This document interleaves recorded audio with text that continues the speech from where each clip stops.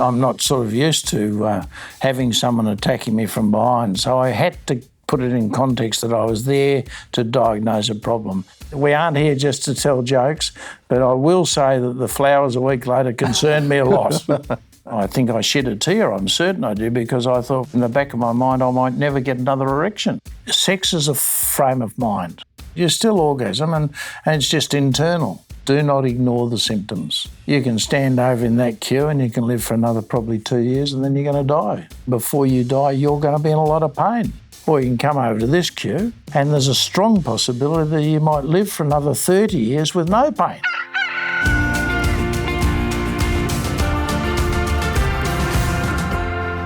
Hello, welcome back. We're now going to talk about the next step in the process. It's not that arduous. We're now off to the surgeon.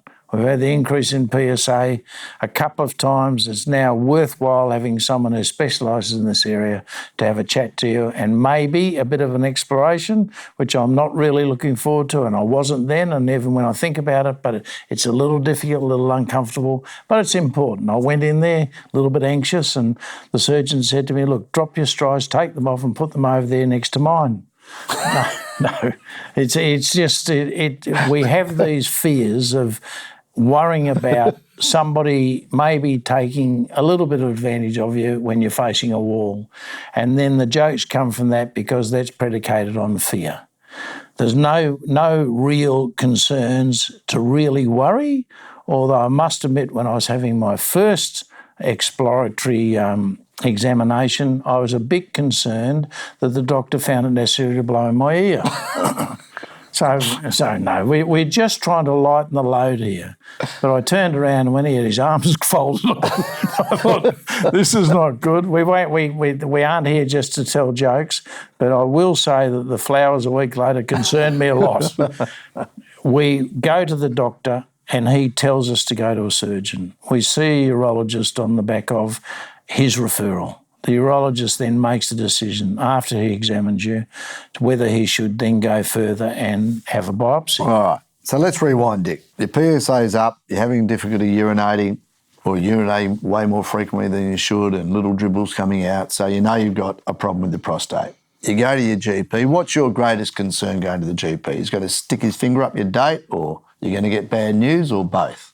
Mainly, the first one is that I'm not sort of used to having someone attacking me from behind, so I had to put it in context that I was there to diagnose a problem. That allowed me to mitigate the fear significantly. And then I just did exactly what I was told, and I lay there and waited and got a bit of a surprise, you might say. But at the end of the day, he said, yes, look, it's a bit swollen, and I think we'll manage it now, we'll monitor it and make sure that before we do anything drastic, we'll just have a look at it over time and see how we go. So I went back there for a number of visits over a period of probably 6 to 10 months. Right. And unfortunately, the problem didn't go away. In actual fact, you're right, there was the dripping, there was the constant urinating, there was sometimes the inability to urinate, it was getting up through the night more times than I'd like to. It was important to probably take the next step. And he also felt that was the case, so he then suggested a biopsy. Right, so that's my next question. So you've got the clinical signs, you've got an increasing PSA, you've seen your doctor, he said your prostate's swollen. Was that a digital exam? Did he stick his finger up your date? I noticed he entertained a few of them, actually, come to think of it. The doctor's name was Eric, wasn't it? No. No, look, there's no question that there are many jokes associated with being examined, and Sure. One was the doctor was examining a patient and the doctor said, don't get excited too much, Eric, and the patient said, my name's not Eric, and the doctor said, no, that's mine.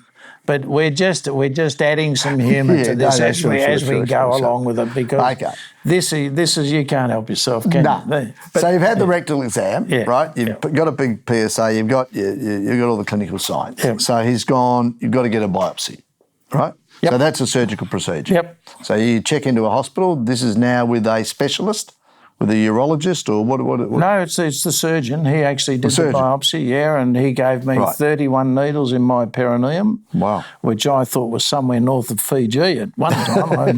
But anyway, he certainly found it. 31's a lot of needles. And 31 was a lot of needles, and 2 of them found cancer. So I did like his precision, I'll give you that much, but it felt like I'd been riding a horse without a saddle for about a week after that. But nonetheless, it picked up the cancer. Right. And that's crucial. Now, did they grade the cancer? Yes, they did. They have a Okay, thing so tell called me about the grading. They have a thing called the Gleason Register, and mine was an 8 out of 10, and it was high enough for him then to seriously consider operating. Yeah, okay. So at that point, we went through all of the options because, I thought, hang on for a minute, this is just going from bad to worse. But if you overthink it, it can never get back from being worse. But if you're sensible about it and you say, well, this is getting bad, but is it really? This guy's trying to help me save my life. Sure. Well, tell me about the options. What were the options? Do nothing? To do nothing. Right. And that's not a good option. Well, that's why we're here, because a lot of people do nothing. The fear factor, I had a vasectomy. This is not to talk about me too much, but I went there and my appointment was at 8 o'clock. I had to get there at 6:30.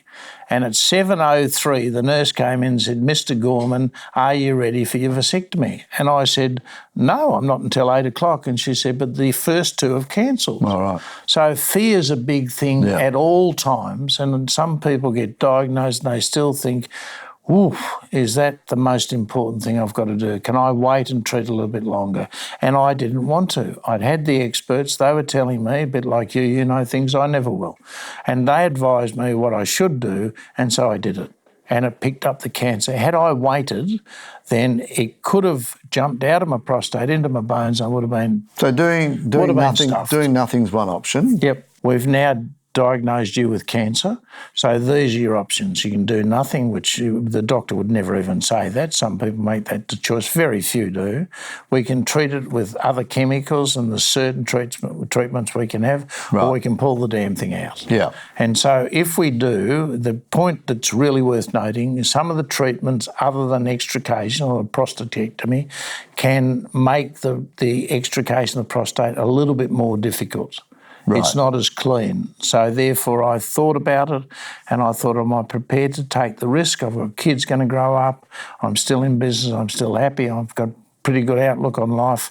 If it doesn't work and I can't get an erection again, it's not the end of the world. I mean, hopefully that's not going to be the outcome, which fortunately in my case, it was a positive outcome. But the reality is that it was decided then that I'd have the prostatectomy. I'd have the damn thing taken out. Right. And then I said, how long have I got? Because we'd booked a holiday with the kids to take them overseas. And he said, any time within the next 6 months. And I thought, well, okay, I'm going on holiday. I'm not going to worry about it. So there's obviously no rush to go to surgery. So tell me about your process in making that decision. You talked earlier about, discussing with your partners and obviously your family, your kids and maybe close friends. What was your decision-making process around that?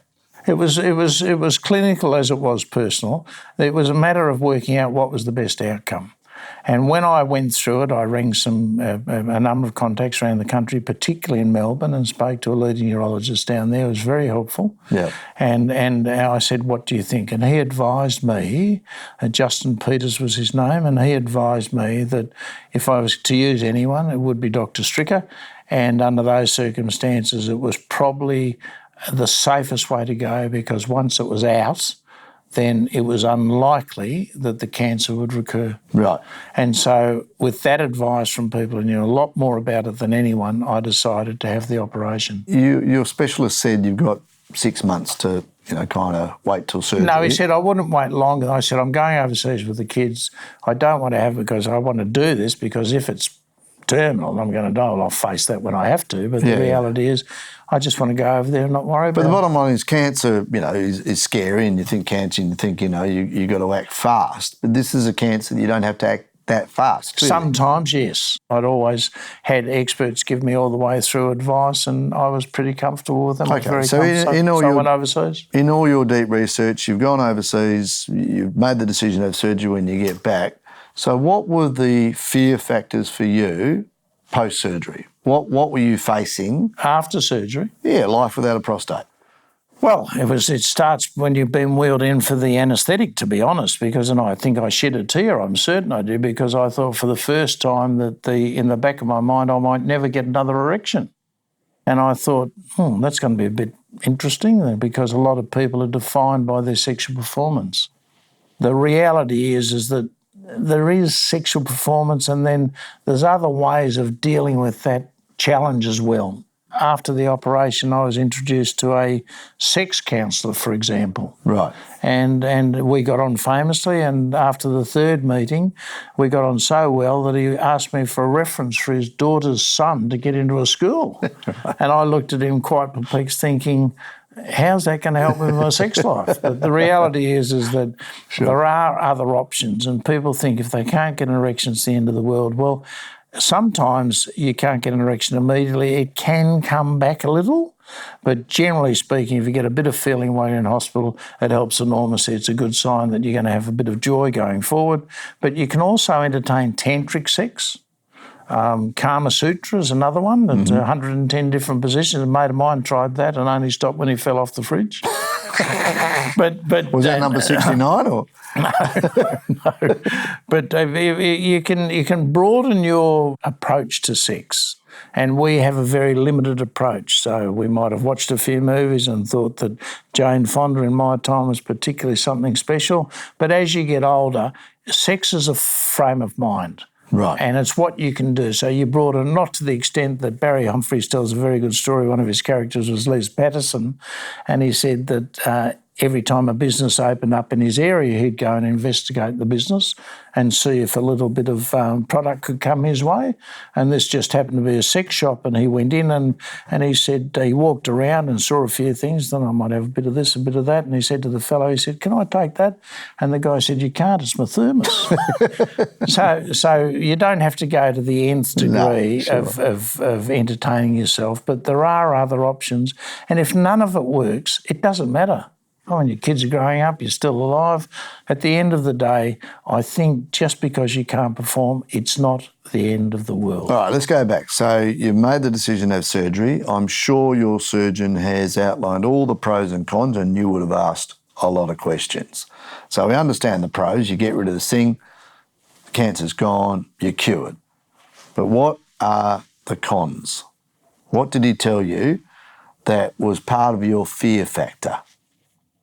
Oh, he was just open with me. He just said, look, this is you might never be able to perform again, but you'll be alive. We think we've got it all. You stay alive. There's a possibility that we didn't hit too many nerves and you're going to be okay. Yeah, but without your prostate, you can't create, full semen to... No, of course not, but you still orgasm and it's just internal. And I'll be honest with you, it's not the end of the world. So if you're a younger man, say in your 40s, and you're still potentially planning to have more kids, the reality is if you have your prostate removed, that's out. Yeah, well, not only that, you can then bank some sperm. True. It's not all dead in the water. Yep. But I think the critical thing here is if we discuss all the things that can go wrong, a urologist would be working as a paper boy because no one would be going to see them.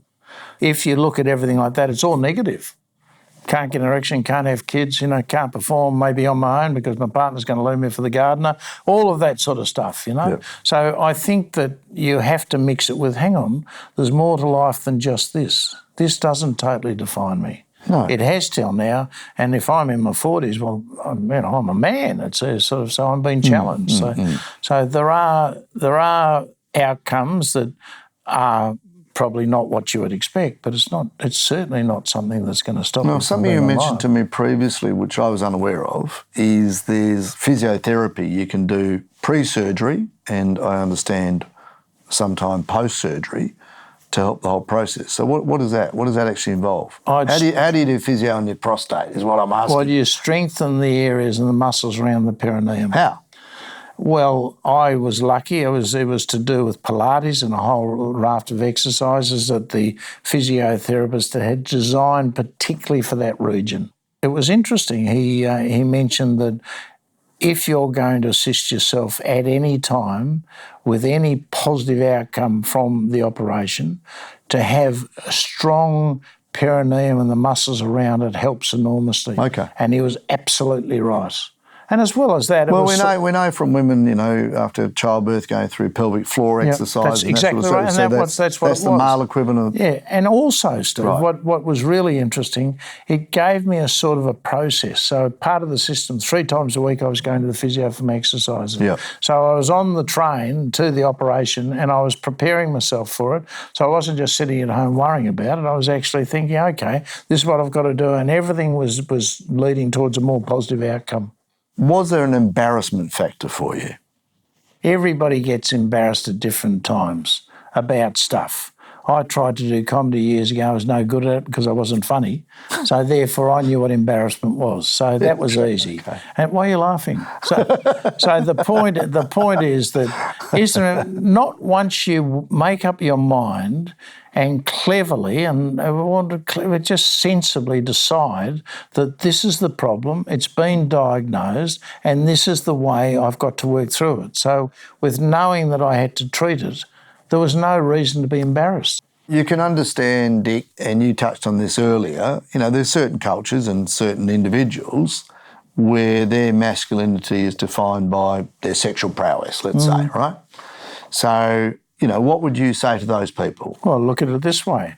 You can stand over in that queue and you can live for another probably 2 years and then you're going to die. Yeah. And when you're dying, before you die, you're going to be in a lot of pain. Or you can come over to this queue. You've been diagnosed by experts, you know what to expect, and there's a strong possibility that you might live for another 30 years with no pain. It was 14 years ago when I had mine out, and was it a problem after surgery? Yeah. At one stage you go and get a test every 3 months for 2 years, and in the second year it was 0.01, 0.01, in the second year I got a test and it was 0.03. And I thought, oh, shit, here we go. Right. The reality is that this isn't good because I knew that if it comes back, it means they haven't got all the cancer. Yep. And a guy that I knew well, who was in business, a solicitor, I saw him at a golf game once and his reading had gone back and had gone significantly higher, and he knew that the cancer had come back. But he dealt with it. So even then, you can deal with it. So to wrap up this episode, what would be your 3 take-home messages? Not overthink it. Mm-hmm. Be sensible in the diagnosis. Do not ignore the symptoms because the symptoms don't go away. Your body doesn't just have these symptoms and you think this is part of growing older. It's not. Yep. So don't ignore the symptoms and get good advice, someone you can trust. Go to your doctor. Stick with your doctor. Manage it with your doctor. They're the 3 takeaways. And if you do that, you're giving yourself every chance to stay alive and watch your kids grow or watch the Brisbane Broncos win another premiership, whatever. You know, so at the end of the day, life's too good to give up on it too easily. For something that is so easily curable. Correct, absolutely. Well, that was a good chat, Dick. I think next time we catch up, I really want to talk about your surgery and some of the funny stories that happened post-surgery. Well, we're one in, all in. So, okay, fair enough. Yep. You good with that? I'm good with that. Chat soon, mate. Okay. We hope you got something out of this episode. If you did, chances are you know someone else who will. So let them know about the podcast too. And we'd love it if you rate this on your podcast app. We want to spread this far and wide and hopefully save some lives. Thanks for listening.